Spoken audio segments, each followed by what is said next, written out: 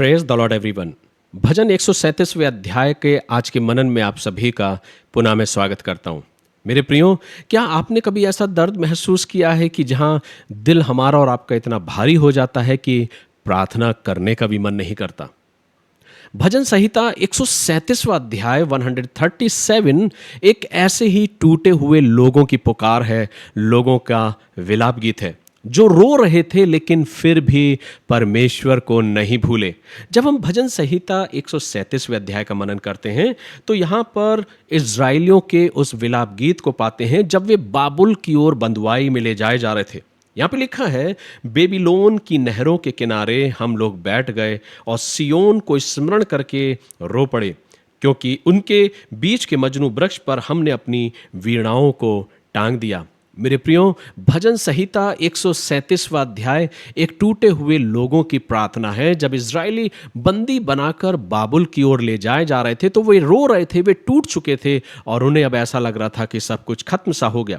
लेकिन इस दर्द के बीच में भी उन्होंने परमेश्वर को कदापि नहीं भूला और उन्होंने अपने जीवन में उस विलाप गीत को प्रभु के सम्मुख रखा। और ये भजन मुझे और आपको इसका पहला पद यही स्मरण दिलाता है कि परमेश्वर के लोग कभी कभी टूटते भी हैं, बिखरते भी हैं।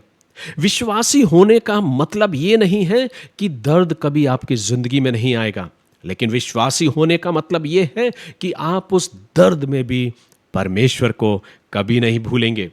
मेरे प्रियो, ये भजन मुझे और आपको स्मरण दिलाता है कि क्या हमने अपने जीवन में दर्द में होकर जब हम अपने आप को पड़ा हुआ पाया तो क्या हमारे दिल से प्रभु के प्रति वो आराधना निकली है? क्या हमने दिल से प्रभु को पुकारा है? बेशक कई बार हमारे जीवन में प्रार्थनाओं का जवाब देरी से मिल सकता है, लोग आपका और मेरा साथ छोड़ सकते हैं, कई बार दिल बहुत निराश और उदास हो सकता है। लेकिन फिर से हमें स्मरण दिलाने की बात है कि हमें अपने आप को फिर से भजन 137 की ओर अपने ध्यान को केंद्रित करने की जरूरत है कि ऐसे समय में भी हमें परमेश्वर की ओर निहारना है और उस प्रभु को कदापि नहीं भूलना है।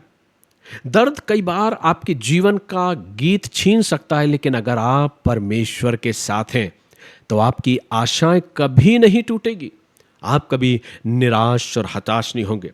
क्या कुछ हुआ हम जानते हैं, किस प्रकार से इजरायलियों के साथ घटा हम सब कुछ जानते हैं, लेकिन अंततः हम ये भी देखते हैं कि परमेश्वर ने अपने प्रबल हाथ को बढ़ाकर किस प्रकार से अपनी निज प्रजा की अगुवाई करी और उनके बीच में अपनी उपस्थिति के द्वारा उनको आशीष प्रदान करी।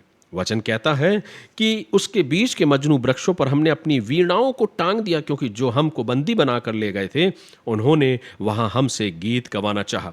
मेरे प्रियो, ये भजन मुझे और आपको यही स्मरण दिलाता। जब आप इस भजन 137 के 9 पदों तक स्मरण करेंगे तो ये भजन मुझे और आपको स्मरण दिलाता है कि जब कभी भी ऐसा महसूस हो कि हमारा दिल टूट गया है, जब आपको ये महसूस हो कि सब आपसे दूर होने लगे हैं, कोई आपको सहारा देने वाला नहीं, और जब आपको ये महसूस होने लगे कि आपके आंसुओं में भी हमें अपने उस एहसास को, दुख को महसूस कर रहे, जब दिल से हमारे आंसू बहते हैं, हमारी आंखों से आंसू बहते हैं, जब हमारा दिल रोता है, तब भी ऐसे दर्द में भी, ऐसे आंसुओं में भी अपने विश्वास को कमज़ोर ना करें, पर अपने विश्वास को उस प्रभु पर बनाए रखें जो प्रभु मेरी और आपकी अगुवाई करता है। इसलिए मेरे प्रियो, परमेश्वर का वचन इन बातों को कहता है कि उस बंधुआई के समय जब इजरायली लोग ले जा रहे थे, उन्होंने विलाप गीत को गाया, लेकिन उस दुख में भी जो भजन मुझे स्मरण दिलाता वो ये कि उस दुख में भी उन्होंने अपने प्रभु को नहीं भूला।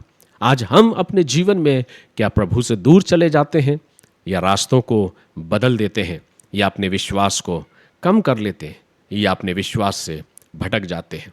प्रभु इन वचनों के द्वारा आप सभी की अगुवाई करे कि हम सब अपने जीवन के द्वारा प्रभु के नाम की बड़ाई करें और दुख, तकलीफ और परेशानियों में भी अपने विश्वास से डगमगाने वाले नहीं, पर उस जीवते परमेश्वर को स्मरण करते हुए अपने जीवन से उसका धन्यवाद करें। प्रभु इन वचनों के द्वारा आप सभी को आशीष प्रदान करें। God bless you.